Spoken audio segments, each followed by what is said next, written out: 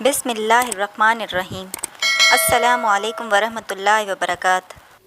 شادی سے ایک رات پہلے اچانک میرا دیور گھر آیا اور بولا بھابھی آپ بھائی سے شادی کرنے لگی ہیں، اس لیے میں چاہتا ہوں کہ آپ کو ان کا ایک راز بتا دوں جس سے آپ بے خبر ہیں، مگر شرط یہ ہے کہ آپ کو ابھی میرے ساتھ چلنا ہوگا ورنہ بعد میں بہت دیر ہو جائے گی۔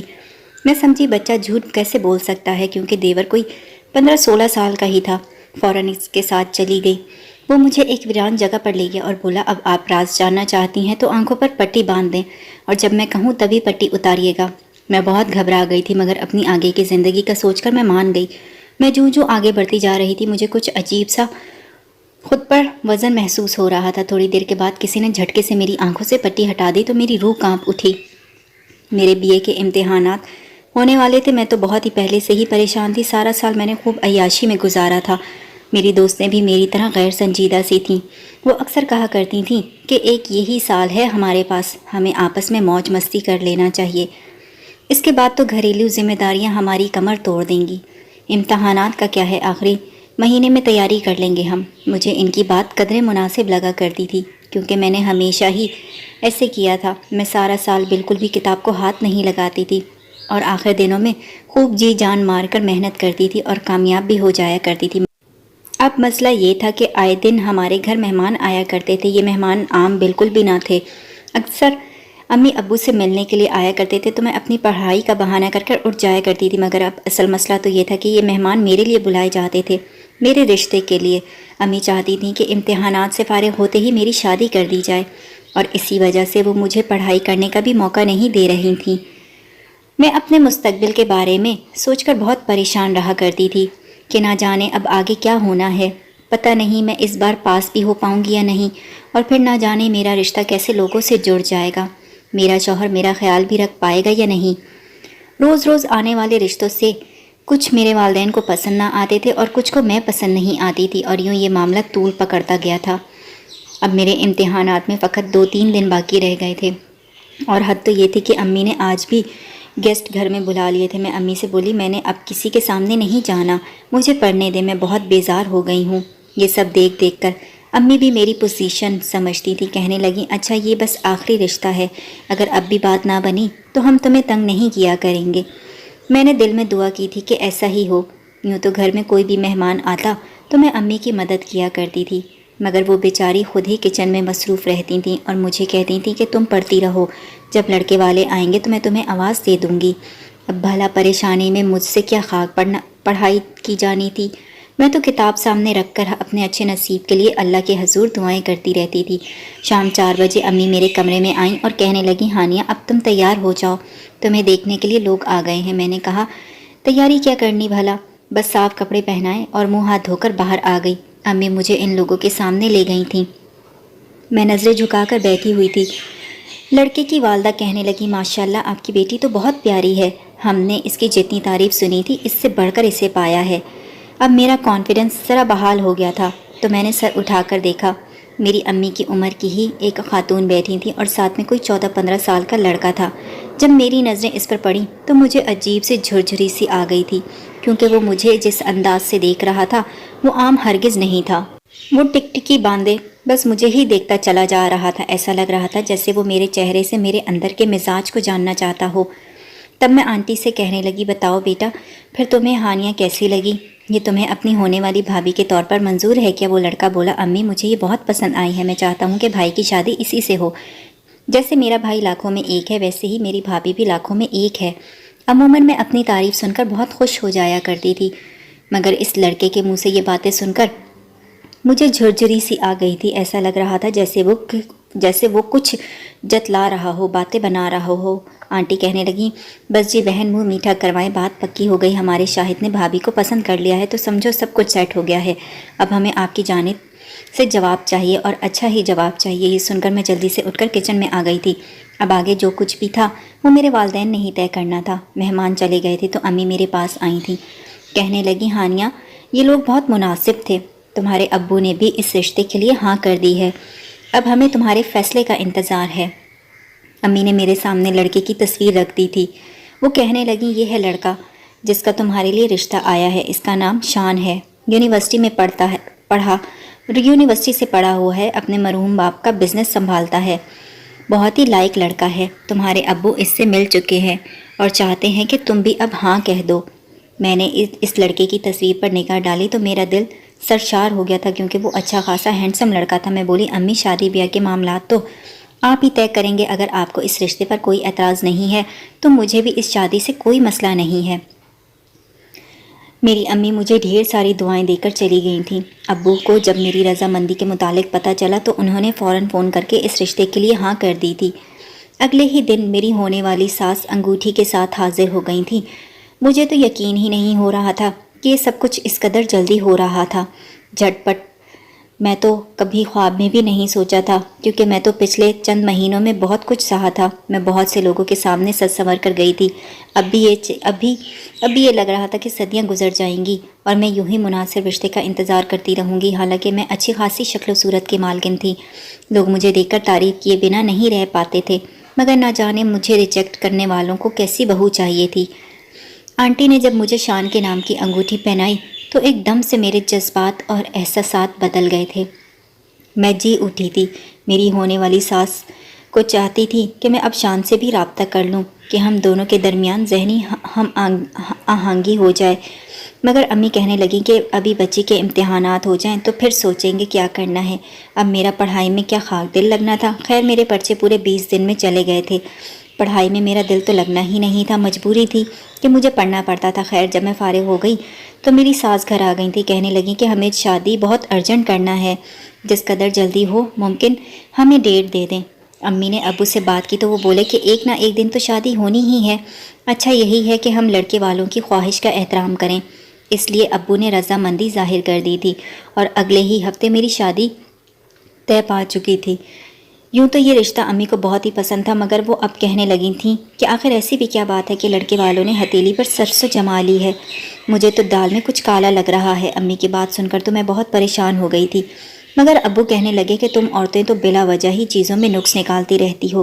مجھے شان کی والدہ نے بتایا تھا کہ ان کے عمرے کا ویزا آ چکا ہے، اس لیے وہ اپنی بہو کو گھر سونپ کر اپنا مذہبی و روحانی سفر شروع کرنا چاہتی ہیں۔ یہ باتیں سن کر میرے دل کو تھوڑا بہت سکون تو ہوا تھا، مگر پھر بھی پریشان ہونا تو بنتا ہی تھا۔ میری امی کی دوڑیں لگی ہوئی تھیں، وہ بازار کے چکر پر چکر لگا رہی تھیں، ضروری چیزیں خریدنے کے لیے بھی وقت بہت کم تھا۔ آج امی پڑوسن کے ساتھ بازار گئی ہوئی تھیں، ابو بھی گھر پر نہیں تھے۔ جب ہمارے گھر کا دروازے پر دستک ہوئی، میں نے دروازہ کھولا تو سامنے شاہد کو دیکھ کر میں حیران رہ گئی تھی۔ وہ بولا بھابھی میں آپ سے بات کرنے کے لیے آیا ہوں۔ میں جلدی سے دروازے سے ہٹ گئی اور بولی ہاں آ جاؤ اندر۔ میں اسے گھر کے اندر لے آئی اور بولی تم بیٹھو، میں چائے بنا کر لاتی ہوں تمہارے لیے۔ شاہد نے نفی میں سر ہلا دیا اور بولا میں بہت جلدی میں آیا ہوں، میرے پاس بیٹھنے کے لیے وقت نہیں ہے، میں آپ سے ایک بہت ہی ضروری بات کرنا چاہتا ہوں بھابھی۔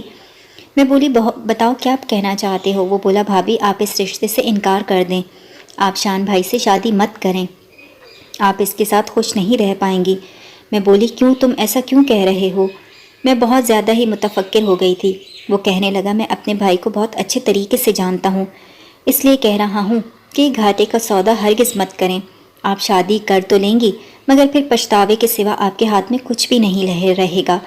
میں آپ کو یہ سب باتیں آپ سے چھپ کر بھی بتا سکتا تھا، مگر یہاں میں نے مار کھا لی، کیونکہ میں نے جب آپ کو دیکھا تو بہت ہی انسیت محسوس ہوئی۔ مجھے آپ سے ایسا لگا تھا جیسے میں آپ کو برسوں سے جانتا ہوں۔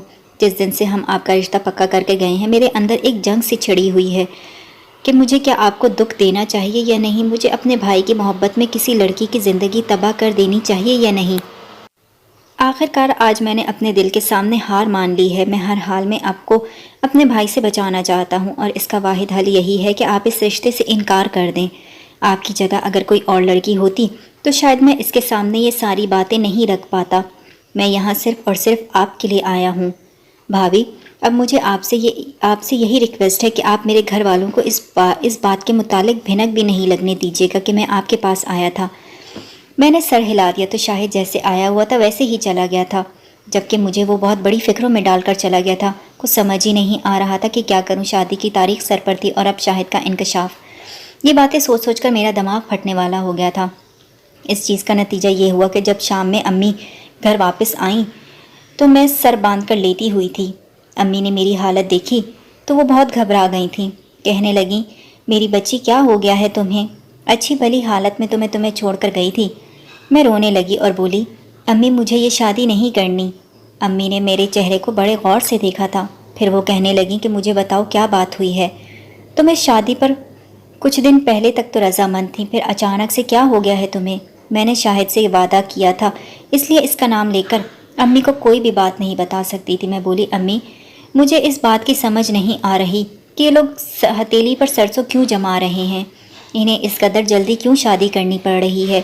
کچھ نہ کچھ تو گڑبڑ ضرور ہے، آپ لوگ نہ جانے ان کی باتوں میں کیوں آ رہے ہیں، کیا وجہ ہے کہ ان کی بات پر آپ آنکھیں بند کر عمل کر رہے ہیں؟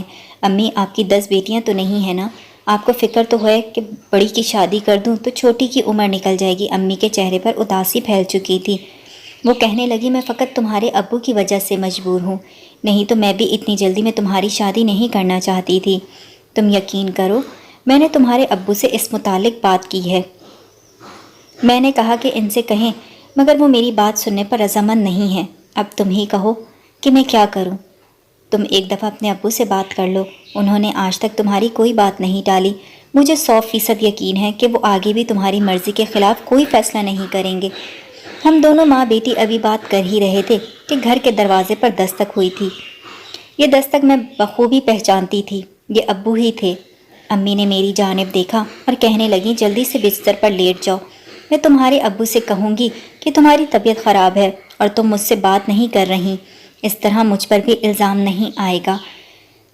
میں نے سر ہلا دیا اور جلدی سے لیٹ گئی تھی۔ میری آنکھوں سے خود بخود آنسو ٹپکنے لگے تھے۔ شاہد کی باتیں ہتھوڑے کی طرح میرے اعصاب پر برس رہی تھیں۔ ابو گھر پر داخل ہو چکے تھے تو امی کہنے لگی افضل ذرا ادھر تو آئیں، دیکھیں ہانیہ کو کیا ہو گیا ہے۔ میں تھوڑی دیر پہلے ہی خریداری سے لوٹی ہوں اور یہ سر باندھ کر لیٹی ہوئی ہے اور میری کسی بھی بات کو سننے کو تیار نہیں ہے۔ ابو کی پریشان سی آواز مجھے سنائی دی، وہ کہنے لگی اچھا میں دیکھتا ہوں ابھی جا کر اپنی بیٹی کو۔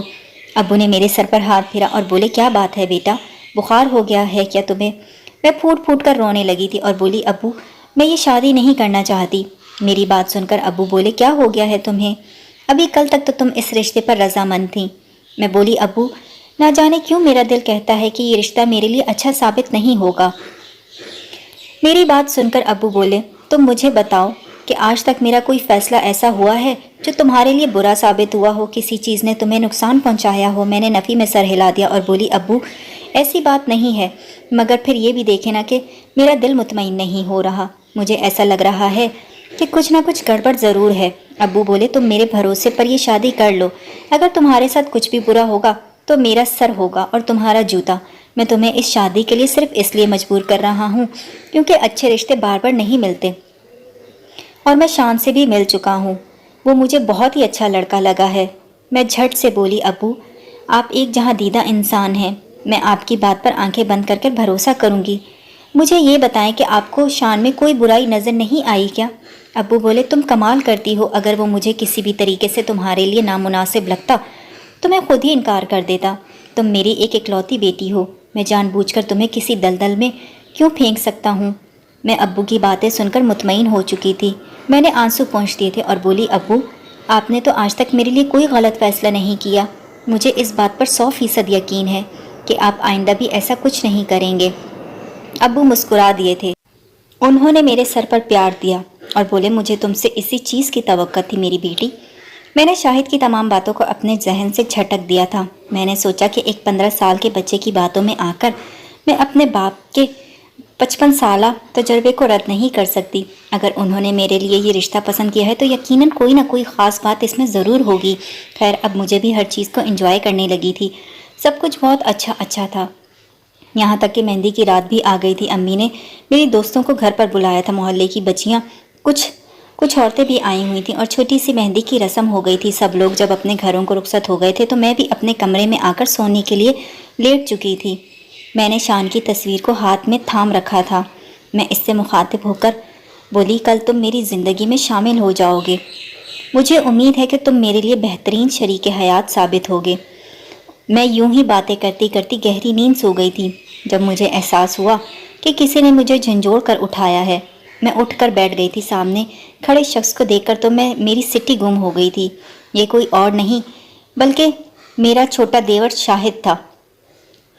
اس نے اپنے میرے لبوں پر ہاتھ رکھ کر مجھے خاموش رہنے کا اشارہ کیا تھا اور پھر سرگوشی کے عالم میں بولا، بھابھی میں نے آپ سے کہا بھی تھا کہ اپنی زندگی کو تباہ ہونے سے بچا لیں۔ میرا بھائی ایک اچھا انسان نہیں ہے، اس سے بچ جائیں، یہی آپ کے لیے اچھا ہے۔ مجھے آپ شکل و صورت سے تو سلجھی ہوئی لگتی تھیں، مگر آپ نے اتنی بڑی بے وقوفی کیسے کر لی؟ آپ نے اس رشتے سے انکار کیوں نہیں کیا بھابھی؟ میں تو یہ بات سوچ بھی نہیں سکتی تھی کہ شاہد اس طرح رات کے پچھلے پہر ہمارے گھر پر آ جائے گا۔ میں بولی، شاہد تم یہاں پر کیا کر رہے ہو؟ تمہیں اس طرح سے ہمارے گھر پر نہیں آنا چاہیے تھا۔ وہ بولا، بھابھی مجھے بھی کوئی شوق نہیں ہے اپنی ساکھ خراب کرنے کا، میں اپنے سگے بھائی کو دھوکہ دینے کا۔ میں فقط یہ سب کچھ آپ کے لیے کر رہا ہوں۔ آپ کو میری باتوں پر یقین نہیں آتا تو ابھی میرے ساتھ چلیں، میرے بھائی کی اصلیت دیکھ لیں، آپ کو خود ہی اندازہ ہو جائے گا کہ میں آپ سے جو کہہ رہا ہوں وہ بالکل سچ ہے۔ میں بولی، شاہد میں اس وقت تمہارے ساتھ میں نہیں چل سکتی، یہ مناسب نہیں ہے، کل میری شادی ہونے والی ہے۔ تب شاہد بولا، بھابھی اپنی زندگی تباہ ہونے سے بچا لیں، آپ میرے ساتھ نہیں جانا چاہتی تو ہرگز نہ جائیں، مگر کبھی میرے سامنے اپنے پچھتاوے کا اظہار مت کیجیے گا بعد میں کہ میں آپ کو اپنے فیصلے پر اب افسوس ہو رہا ہے۔ بھابھی میں اکثر سوچا کرتا تھا کہ کاش میری کوئی بہن ہوتی۔ جب میں نے آپ کو دیکھا تو میرے دل میں بھی یہی خیال آیا تھا کہ اگر میری کوئی بہن ہوتی تو وہ ہو بہو آپ جیسی ہوتی۔ تب میں نے سوچا کہ کیا میں اپنی سگی بہن کو شان بھائی جیسے شخص کے ہاتھوں تباہ ہوتے ہوئے دیکھ سکتا تھا کیا؟ میرے دل نے جھٹ سے گواہی دی تھی کہ نہیں، کبھی بھی نہیں۔ اس لیے میں آپ کی مدد کے لیے یہاں پر آیا ہوں۔ اب میری خدا سے یہی دعا ہے کہ اللہ پاک میرے بھائی کے دل کو بدل دے اور آپ کو دنیا جہاں کی خوشیاں دے۔ میں اب چلتا ہوں۔ شاہد آگے بڑھ گیا تھا تو میں نے اسے آواز دے کر روک لیا تھا۔ میں بولی، شاہد میری بات سن کر جاؤ۔ وہ حیرت سے رک کر مجھے دیکھنے لگا تھا۔ میں بولی، تمہارے ساتھ جانے کو تیار ہوں میں۔ شاہد کا چہرہ ابھی بے بغیر کسی تاثر کے تھا۔ وہ میرے ساتھ چل پڑا۔ ہم دونوں گھر سے نکل چکے تھے تو اس نے مجھے اپنی گاڑی میں بیٹھ جانے کو کہا۔ میں سب کے ساتھ بیٹھ گئی تھی تو شاہد نے گاڑی ایک سنسان روڈ پر ڈال دی تھی۔ میں یہی سوچ رہی تھی کہ نہ جانے آج میرے سامنے میرے ہونے والے شوہر کی کون سی بات کھل کر سامنے آئے گی۔ دل بہت گھبرا رہا تھا۔ خیر اس نے اپنی گاڑی روک دی تھی اور بولا، بھابھی آپ اتریں، مجھے ایک ویران جگہ پر لایا تھا، اور بولا، اب آپ راز جاننا چاہتی ہیں تو آنکھوں پر پٹی باندھ لیں اور جب میں کہوں تبھی پٹی اتاریے گا۔ میں بہت گھبرا گئی تھی۔ اب مجھے شاہد پر بہت غصہ بھی آ رہا تھا کہ وہ مجھ سے پہیلیاں کیوں بجھوا رہا ہے۔ جو بات تھی وہ سیدھی طرح سے بتاتا کیوں نہیں مجھے۔ دل میں آیا کہ شاہد کو کھری کھری سنا دوں، مگر اپنی آگے کی زندگی کا سوچ کر میں پھر خاموش ہو گئی تھی اور اس کی بات مان لی تھی میں نے۔ میں جوں آگے بڑھتی جا رہی تھی مجھے کچھ عجیب سا خود پر وزن محسوس ہوتا جا رہا تھا۔ تھوڑی دیر کے بعد کسی نے جھٹکے سے میری پٹی ہٹا دی تو میری روح کانپ گئی تھی۔ میں ایک کمرے میں تھی اور پھر میری آنکھوں نے جو منظر دیکھا اس نے مجھے سکتے میں ڈال دیا تھا۔ آج میں پورے 4 دن کے بعد اپنے گھر واپس لوٹ رہی تھی۔ میرا پورا وجود لرز رہا تھا۔ میرے ساتھ جو کچھ ہوا تھا اس پر آج بھی یقین کرنا میرے لیے بہت مشکل تھا۔ اب مجھے رہائی مل گئی تھی تو میں پیروں دور ویرانے میں بیٹھ کر یہی سوچ رہی تھی کہ کیا مجھے واپس گھر جانا چاہیے یا ساری زندگی یوں ہی گزار دینی چاہیے۔ مجھے تو اس بات کا علم ہی نہیں تھا کہ آیا میرے والدین مجھے قبول بھی کریں گے یا نہیں۔ گھر کے علاوہ میرے پاس کوئی ٹھکانہ بھی نہیں تھا، مجھے وہیں لوٹ کر جانا تھا۔ میں نے کپ کپاتے ہاتھوں کے ساتھ ڈور بیل بجائی تھی۔ تھوڑی ہی دیر بعد دروازہ کھل چکا تھا۔ سامنے میری والدہ کھڑی تھی۔ میں بھاگ کر ان سے لپٹ گئی تھی اور وہ پھر ہم دونوں ماں بیٹی اپنے دکھوں کو روتی گئیں۔ مجھے ابو کی آواز سنائی دی گئی تھی، بڑی کمزور سی آواز تھی۔ وہ کہنے لگے، کون آیا ہے دروازے پر؟ ابو بھی اب صحن میں آ ہی گئے تھے۔ وہ ان 4 دنوں میں بھی بہت ہی بوڑھے ہو گئے تھے۔ ان کی یہ حالت دیکھی تو میرا کلیجہ کٹ کر رہ گیا تھا۔ میں بھاگتی ہوئی ابو کی طرف بڑھی تھی، مگر ابو نے مجھے وہیں پر روک دیا تھا اور بولے، خبردار جو تم میرے قریب آنے کی کوشش بھی کی تو تمہیں تو کچھ نہیں کہوں گا، اپنی جان لے لوں گا۔ ابو پھوٹ پھوٹ کر رو رہے تھے۔ میں بھی رونے لگی اور بولی، آپ پوچھیں گے نہیں کہ میں کہاں گئی تھی اور میرے ساتھ کیا ہوا ہے؟ ابو بولے، نہیں، میں تم سے کوئی سوال جواب نہیں کروں گا۔ تم میرا گھر چھوڑ کر چلی گئی تھی تو اس میں قصور کسی اور کا نہیں، فقط میرا تھا۔ تم نے میرے سامنے اس رشتے سے بارہا انکار کیا تھا، تم نے 100 دفعہ کہا تھا کہ تم شان سے شادی نہیں کرنا چاہتی، مگر میں نے تمہاری ایک نہ مانی۔ تم نے جو بھی کیا وہ درست کیا، گھر چھوڑ کر بھاگنے کے تمہارے پاس کوئی آپشن بھی تو نہیں چھوڑا تھا میں نے۔ اب تم جہاں سے آئی ہو وہیں پر واپس چلی جاؤ۔ ہمارے ساتھ تم نے جو کچھ کرنا تھا کر دیا، ہمارے سروں پر تم نے تو خاک ڈال دی ہے۔ بہتر ہے کہ تم واپس وہیں چلی جاؤ جہاں سے تم واپس آئی ہو۔ میں پھوٹ پھوٹ کر رونے لگی تھی اور بولی، ابو ایسی کوئی بات نہیں ہے، میں آپ کو سب کچھ سچ سچ بتانا چاہتی ہوں ابو، میں شاہد کے ساتھ گئی تھی۔ کیا یہ تم کیا کہہ رہی ہو؟ امی کی دبی دبی سی آواز چیخ میں برآمد ہوئی۔ میں بولی، امی خدا کی قسم میں سچ کہہ رہی ہوں، آپ کو یاد ہی ہوگا نا کہ آپ ایک شام شاپنگ کر کے واپس آئی تھیں تو میں نے آپ سے کہا تھا کہ میں شان سے شادی نہیں کرنا چاہتی، اور پھر ابو سے بھی بات کی تھی میں نے، مگر ابو نے مجھے دلائل سے اس رشتے کے لیے رضامند کر لی۔ اس دن پتہ ہے کیا ہوا تھا میرے ساتھ؟ میرے پاس شاہد آیا تھا، وہ کہہ رہا تھا کہ بھابھی آپ میرے بھائی سے شادی مت کریں، وہ اچھا انسان نہیں ہے اور نہ ہی وہ آپ کو خوش رکھ پائے گا۔ اس کی باتیں سن کر ہی میں خوف زدہ ہو گئی تھی، تبھی تو میں نے آپ سے اس رشتے کے لیے انکار کیا تھا۔ امی اور ابو دونوں ہی مجھے بہت حیرت سے دیکھ رہے تھے۔ میں مزید بولی، مہندی کی رات جب میں سو چکی تھی تو احساس ہوا کہ کسی نے مجھے جگانے کی کوشش کی تھی۔ میں اٹھی تو سامنے ہی شاہد کو پایا تھا۔ وہ بولا، میں آپ کو اپنے بھائی سے بچانے کے لیے آیا ہوں، آپ میرے ساتھ چلیں اور خود ہی دیکھ لیں کہ میرا بھائی کیسا انسان ہے۔ اس نے مجھے کہا کہ آپ میری بہنوں کی جگہ ہیں، اس لیے میں آپ کی زندگی خراب ہوتے ہوئے نہیں دیکھ سکتا، بہتر ہے کہ آپ میری بات مانیں۔ میں نے اس کی بات مان لی اور اس کے ساتھ چلی گئی۔ وہ مجھے دور ویرانے میں لے گیا تھا اور آنکھوں پر پٹی باندھ کر ایک کمرے میں لے گیا تھا۔ وہاں لے جا کر اس نے مجھے اندر کی جانب دھکا دے دیا تھا اور باہر سے دروازہ بند کر دیا تھا۔ ابو میں نے یہ 4 دن شاہد کی قید میں گزارے تھے، وہ تو مجھے قید کرنے کے بعد وہاں آیا ہی نہیں تھا۔ ایک لڑکا ہی مجھے کھانا دے کر جاتا تھا۔ مجھے نہیں معلوم تھا کہ شاہد نے میرے ساتھ یہ سب کچھ کیوں کیا اور وہ کب تک مجھے وہاں پر رکھنے کا منصوبہ رکھتا تھا۔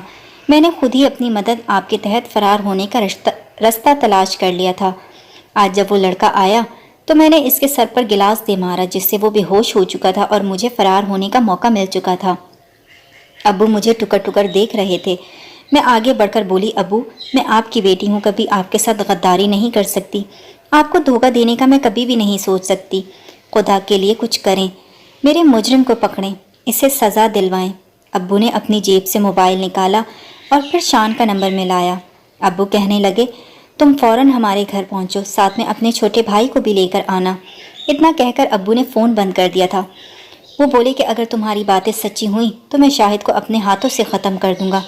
تقریباً 1 گھنٹے کے بعد شان اور شاہد ہمارے گھر پر پہنچ چکے تھے۔ ابو نے شاہد کے منہ پر 2 تھپڑ دے مارے۔ شاہد مجھے دیکھ کر حیران تھا اور ابو کے عمل پر بھی، وہ سکتے کے عالم میں کھڑا ہوا تھا۔ پھر ابو نے ساری بات شان کو بتا دی تھی۔ وہ کہنے لگے کہ دیکھو تمہارے بھائی نے کس طرح سے ہماری عزت کا جنازہ نکالا ہے۔ شان ہکا بکا کھڑا اپنے بھائی کو دیکھ رہا تھا، پھر بولا، مجھے بتاؤ کیا انکل ٹھیک کہہ رہے ہیں؟ شاہد نے اس بات میں سر ہلا دیا اور بولا، بھائی یہ سب کچھ سچ ہے، میں بھابھی کو آپ سے بچانا چاہتا تھا۔ مجھے علم ہے کہ آپ پہلے سے شادی شدہ ہیں اور آپ نے یہ حقیقت ان لوگوں سے چھپا کر رکھی تھی۔ مجھے بھابھی بہت ہی معصوم لگی تھیں، میں ان کے ساتھ اتنا بڑا ظلم ہوتے ہوئے نہیں دیکھ سکتا تھا، اس لیے بہانے کے ساتھ میں ان کو اپنے ساتھ لے گیا تھا اور کمرے میں بند کر دیا تھا تاکہ یہ شادی ٹل جائے۔ پھر جب وہ اپنے گھر واپس لوٹ جاتی تو کوئی بھی بہت ہی اچھا دوسرا لڑکا ان سے شادی کر لیتا۔ شان نے اپنا سر پیٹ لیا تھا۔ وہ کہنے لگا، 4 سال قبل فقط میرا نکاح ہوا تھا مگر رخصت ہی نہیں ہوئی تھی۔ لڑکی کسی اور کو پسند کرتی تھی، اس لیے اس نے مجھ سے خلا کا مطالبہ کیا تھا۔ میں نے بھی طلاق دے دی تھی کہ چلو اس نے مجھ سے سچ تو بولا۔ اگر شادی کے بعد علم ہوتا کہ وہ کسی اور میں انوالو ہے تو یقیناً میری بہت بدنامی ہوتی۔ مجھے تو پتہ بھی نہیں تھا کہ تم اس بات کو دل میں رکھ کر بیٹھے ہوئے ہو۔ شاہد بیچارہ بہت شرمندہ ہو گیا تھا۔ وہ بولا، مجھے بھابھی بالکل اپنی بہنوں کی جیسی لگتی تھیں، اس لیے میں نے یہ سب کچھ کیا۔ شان اور شاہد نے ہم سے معافی مانگی تھی۔ شاہد ایک اچھا لڑکا تھا، اس نے میری بھلائی کی خاطر ہی یہ سب کچھ کیا تھا، اس لیے میں نے اسے معاف کر دیا تھا۔ جہاں تک رہی میری بدنامی کی بات، تو جب شان کے گھر والے بہت دھوم دھام سے میری بارات لے کر آئے تھے تو بدنامی کا تو داغ مجھ سے دھل چکا تھا اور میں سب لوگوں کے سامنے معتبر ہو گئی تھی۔ بے شک عزت تو اللہ کے ہاتھ میں ہی ہے نا، لوگوں کی باتوں سے کچھ نہیں ہوتا۔ امید کرتی ہوں کہ آپ کو میری کہانی پسند آئی ہوگی۔ چینل پر نئے ہیں تو چینل کو لازمی سبسکرائب کیجیے گا۔